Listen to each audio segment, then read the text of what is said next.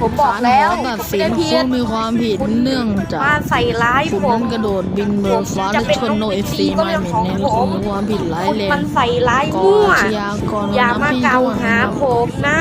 เตรียมเข้าคุกหัวโตได้เลย จอมใส่ร้าย ก็กูทนายกูต้องใส่ความเลยวะ ตี หัวเหลืองไง จะต่อยแล้วนะ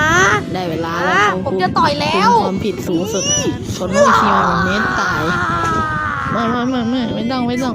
อ้างไม่เนียน ไม่ผิดครับ มันจะอ้าง ไม่ผิด ห้ามอ้างดิขา ไม่ ด ผิด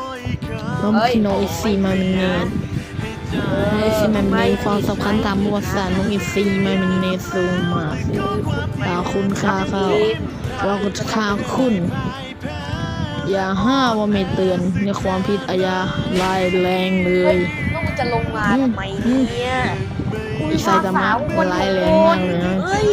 ลงมาทำไม เชื่อมาดิ